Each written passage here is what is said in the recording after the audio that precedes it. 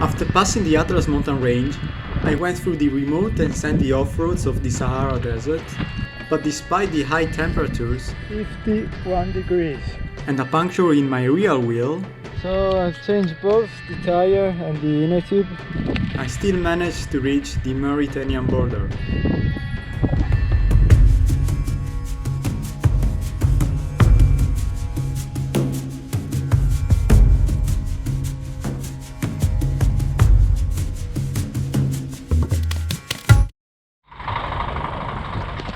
I'm now heading towards the border, but first I want to change all the dirham I have.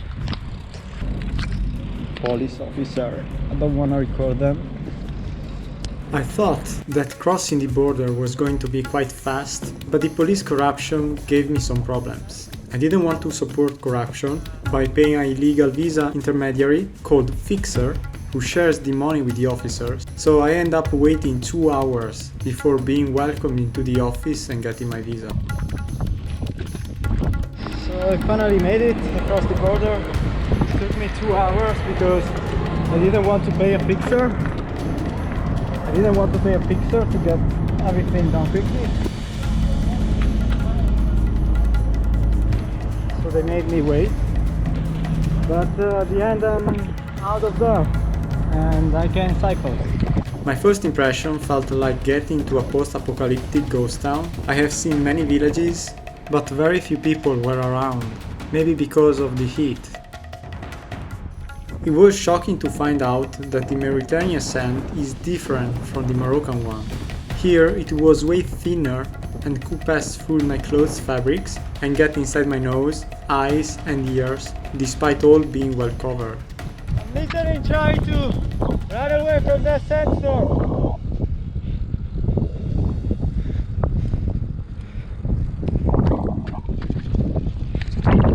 That was my first time seeing the sand like dancing on the tarmac. It was quite fascinating.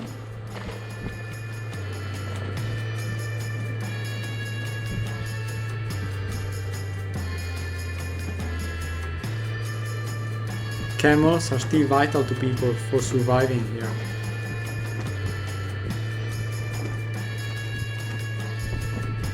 I stopped in a small shop and asked if I could camp behind their house, to have some kind of shelter from the strong wind and the sand.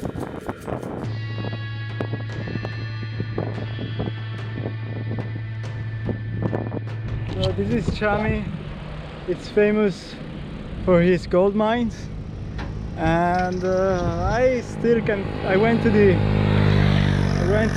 market to buy some fruit because it's been almost a week since the last time I ate one, and I can still figure out if this is a fine place or a sketchy one. I don't know, I still have to get used to this place.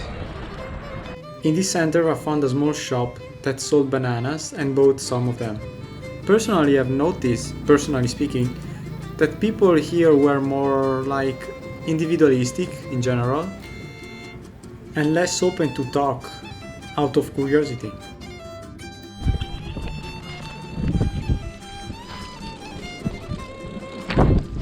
This just happened.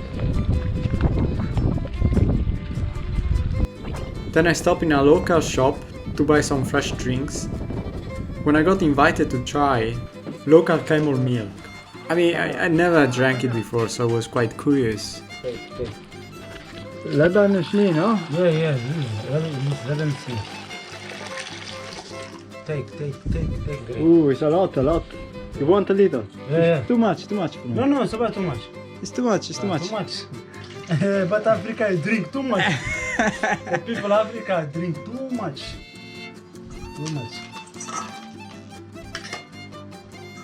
Good? No, it's very good. It's very good.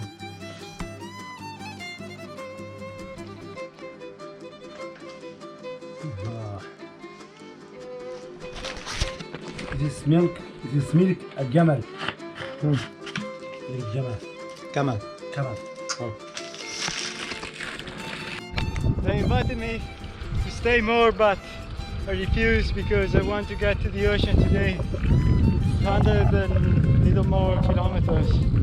So by tomorrow I'm out of the desert and of this heat and sand. So I got a free room to stay from the guys that work at the gas station in front of this place. And yeah, it's very basic, but still better than pitching my tent and stuff. So yeah, good night. Despite people in bigger cities tend to be more on their own, I still found kindness in rural areas before Nouakchott. I finally reached the sea, the ocean. I'm so happy to be out of the desert and the heat and the sand. So yeah, today I should get to the capital.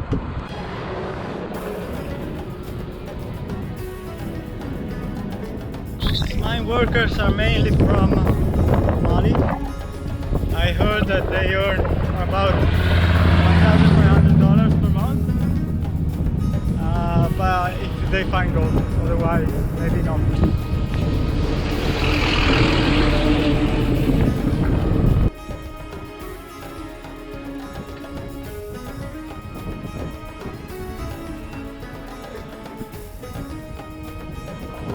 Finally made it to Nouakchott, the capital. It was a tough day today, but I made it. Once I reached the capital, I was feeling very tired, as I had never taken a day off so far. And in that moment I really needed it. I stopped in a hostel for a couple of nights. The city felt really rural and chaotic at the same time, like a perfect mix of cars and ghosts. I wanted to rest, but my return flight was already booked, therefore I couldn't stop longer.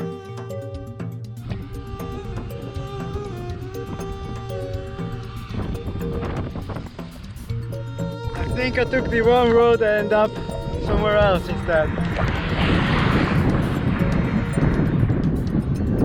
The vegetation is getting greener and greener, but I can't find a shop. Despite there are a lot of villages. I'm really grateful for that fresh coke, that boost of sugar and caffeine. So the police told me to go to the next checkpoint, which is 10 kilometers. I was thinking to camp here, but I don't feel safe at all. People, I don't know, kids are really lazy. Bag me money, food, anything. Although adults don't even look at me, they look at me like I was an enemy. So yeah, I think it's a better idea to go to the next checkpoint and then ask them what to do. It was getting dark, but luckily I managed to find a good camping spot among the bushes. A friend of mine cycled these roads the previous years and advised me to go through the Diaoling border because there is way less corruption. I'm now entering the park of the Diaoling, okay, whatever. And the road became an off-road, and it's like this for the next 45 kilometers to the border to Senegal. I choose this border here, it's called Diama, because the main one, the Verso, I got told only bad stories about it. A friend of mine got stuck there for 12 hours and got scammed 80 euros. So yeah, I decided to take this one, which is also supposedly shorter, but with the off-road, yeah, still it's gonna be faster than waiting 12 hours on the other border.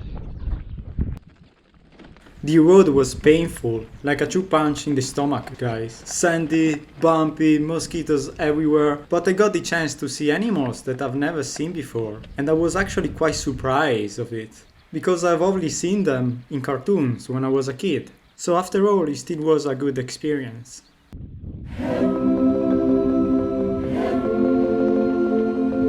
Before I stopped, because I wanted to take a picture of some of those Hakuna Matata wild pigs, and I didn't see that I had 3 of them just under a tree, and they start running, and one stopped, he wanted like to charge me, and I stepped back and he just ran away then. But yeah, it was a bit scary moment.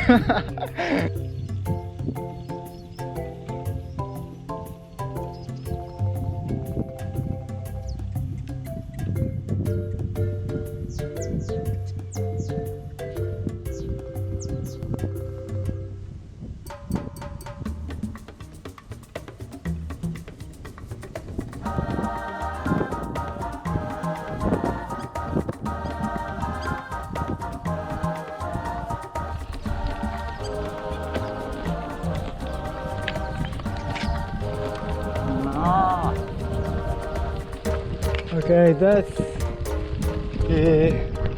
where I paid the toll for the oh look, what pigs. Where's the dad? Well, that's where I paid the toll for the park, the entrance fee, and then I have 10 kilometers to the border left. And that's the border between Mauritania and Senegal. So I passed the border with Mauritania. Now I'm going to the Senegalese one. I changed the money, and a guy came and he offered me to give him my SIM card, my Mauritanian SIM card, and got back Senegalese. And I'm in Senegal! Whoa, new country! The last one. Just about 20 kilometers or so after the border, I got to the city of Saint Louis. The colonial style made me feel nostalgic of my hometown Havana. This is like Cuba, where I come from. I was just looking for a room when, for pure coincidence, I met on the street Hiro from Japan. He was my roommate at the Nouakchott hostel, so in that moment I asked him to catch up for dinner.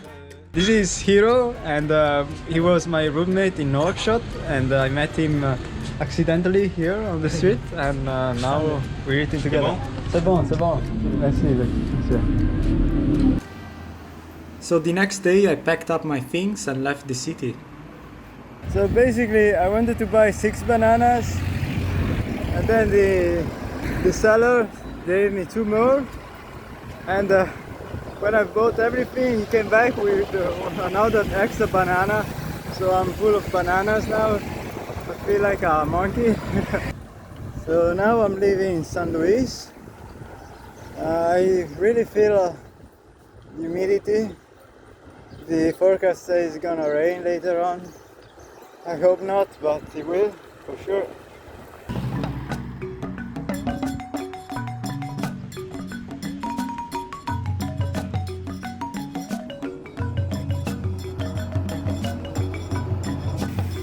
During those last days, something made me feel that the rain season had just started. Don't ask me how I knew it.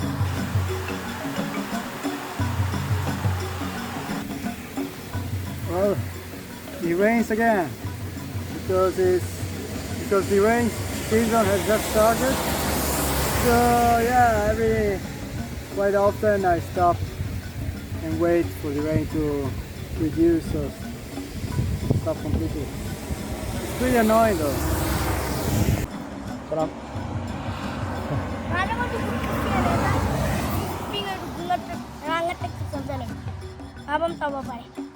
I don't understand really. Hey, salam. I'm almost totally wet from top to bottom. I found this abandoned building. I'm gonna camp here because it rains outside and it's gonna rain like this for the whole week, so cycling for me is getting harder because I don't have any waterproof clothes, and my frame bag is broken, so all the water leaks inside. So yeah, it's gonna slow me down a little bit, but yeah, I'm gonna camp here tonight, so I don't have to worry about how to set the tent with the rain, so it's easier. I will hardly forget about that camping spot, guys. It was really packed of mosquitoes. I had to set the tent faster than Usable's record. Luckily the next day the weather looked better.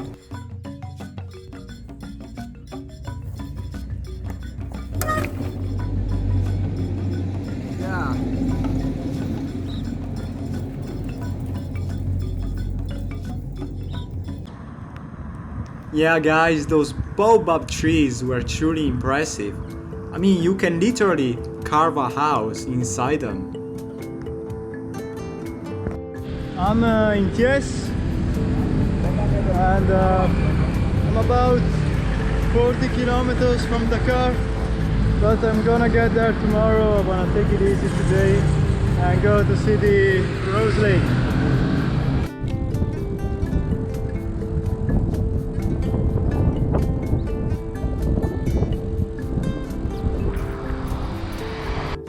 I decided to take a shortcut, but it's a sandy off-road.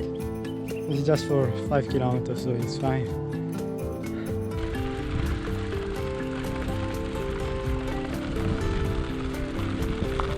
So I've made it to the Rose Lake.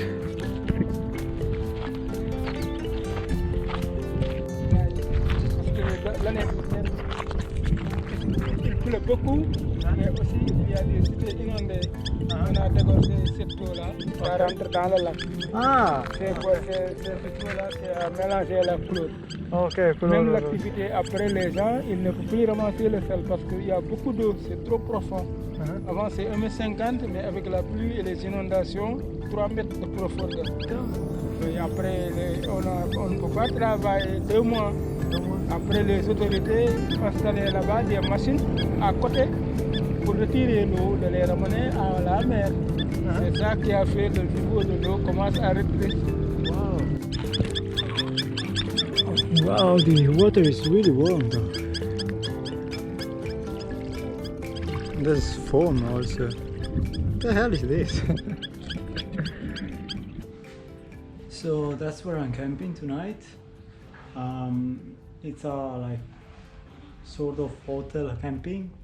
I asked to use my tent and they say no, but I had a friend that came here last year, and yeah, they became good friends. So I told them, yo, I am friend of this guy, and they said, okay, well, if it's just for one night, you can sleep in your own tent.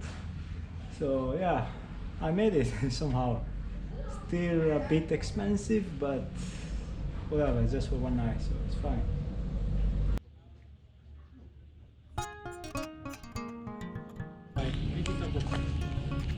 Da dove arriva? Este no sale. Non sale. Este sale. Sale. 300 agua per 1 litro. Per 1 litro.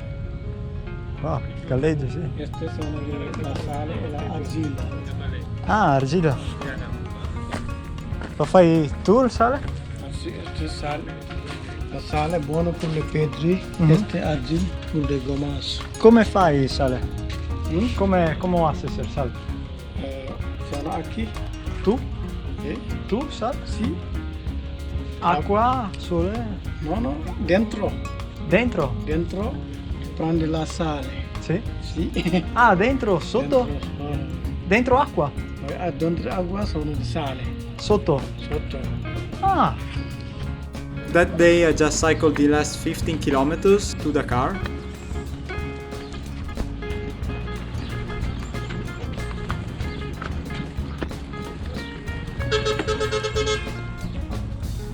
so I end up in this strange district where everything is just brand new, but it's not for rich people, just for locals. There are lots of foreigners though, from all over the world: China, Japan, Morocco, Algeria, Europe.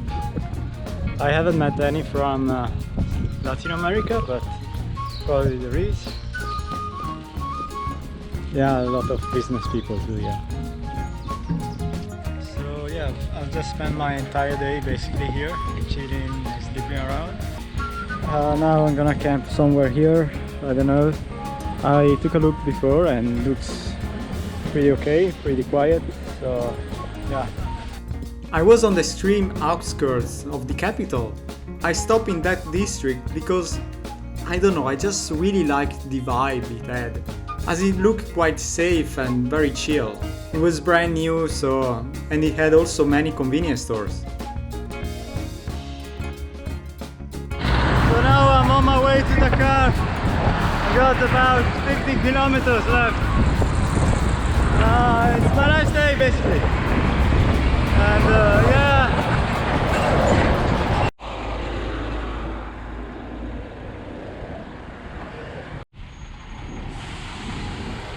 The next day I cycled towards the center of the city. Luckily the traffic was pretty smooth.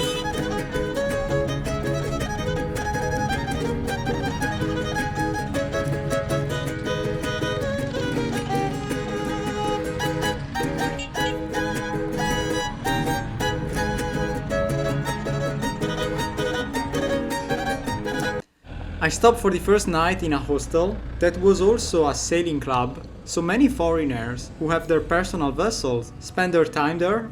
Here, surprisingly, I met another Italian guy, Fabio, who was from somewhere nearby my hometown in Italy. We catch up pretty well and he invited me on his boat where I end up spending the night there because we just kept talking and it was just too late to go back. He told me his story and he said that he got the boat from a French guy and then he sailed first to Cape Verde and accidentally he adopted a stray dog, which is the same dog he's currently living with. And since then they traveled to Senegal and spent the last 3 years living on the boat. L'attacco lì e qui vedi hai delle fughe per l'acqua dietro là, quindi qui puoi buttarci secchi d'acqua solo. E quindi appoggia la boccettina solare qui col suo rubinetto e alla fine qua sotto posso stare in piedi. Fantastico. Qua la doccia. So, well, many things happen these days. I moved to somewhere else to sort of bed and breakfast. So I had more space and it was easier for me to demount the bicycle and put it inside a box that I had to make by myself at the end of the day. I got to the Decathlon and maybe I have found a box for my bike. Yeah, because I went first to Decathlon and I found a bike box, but despite I was ready to purchase the cardboard, they still didn't want to sell it to me. So it was like, okay, like it felt a bit strange, you know, but whatever. So I just move on and I start going to malls and collect cardboard by myself. And the end result of my work actually didn't look that bad after all. I wasn't sure about the weight, but when I got to the airport, I found out that I was just 100 grams below the limit. Then at the customs, the officer started talking about a missing ticket from my passport that I should have got from the border crossing, that I actually never received. I felt like being scammed in that moment, as it wasn't the first time to happen to me.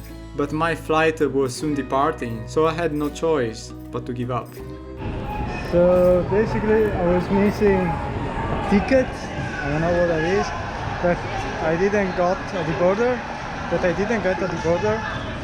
And the police officer was like, well, you know, if you just pay me something, I'll let you pass. So I gave him the only banknote I had, 10 euros. Damn it, so annoying. I truly believe that in these countries there are many beautiful things to see and experience to live. Although just like for food, there are some places where we are not really made for. I really enjoyed my time in Morocco, but then once I left the country, I felt like getting into a totally different environment, which I kinda struggled to fit in. I hope that in the future I will be able to enjoy and appreciate more these countries and get a more positive view about them. So that's all guys, thank you for watching. If you liked my videos, please consider leaving a like and to subscribe. See you at the next adventure. I'm Francesco and for the last 7 years I've cycled about 40,000 kilometers around the world. This travel is about how I've cycled from India to Italy across the Himalayas through the highest and most dangerous roads I've ever seen,